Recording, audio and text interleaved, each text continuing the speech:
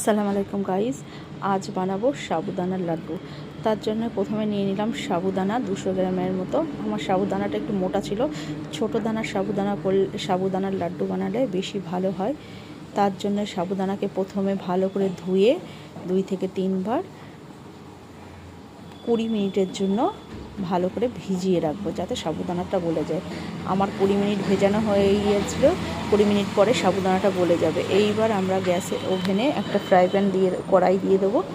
কড়াইটা গরম হয়ে গেলে এতে দিয়ে দেবো ঘি।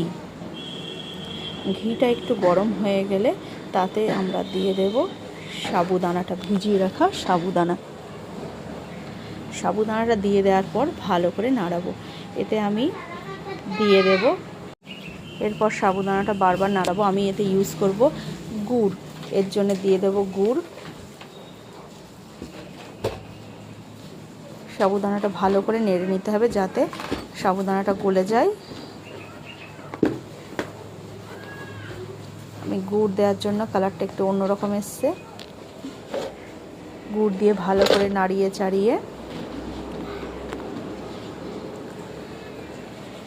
যখন গলে যাওয়ার মতো হবে, আমি এতে ইউজ করছি একটু ফুড কালারটা ইউজ করলে দেখতে সুন্দর লাগে। ফুড কালারটা ইউজ করার পরে ভালো করে নাড়িয়ে এর রসটা একেবারে মেরে দেবো, না তো লাড্ডুটা ভালো হবে না।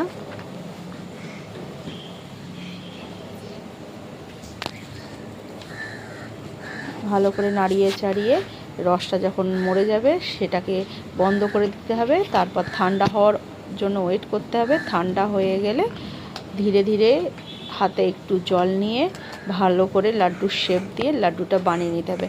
একদম ইজি, আপনারাও বাড়িতে বানিয়ে ফেলতে পারেন। কিন্তু অবশ্যই কেনার সময় ছোট দানার সাবুদানা কিনবেন, বড় দানার লাড্ডুটা ভালো হয় না। এই যে আমার রেডি হয়ে গেল সাবুদানার লাড্ডু। আজ এই পর্যন্ত, দেখা হবে পরের রান্নায়। Thank you.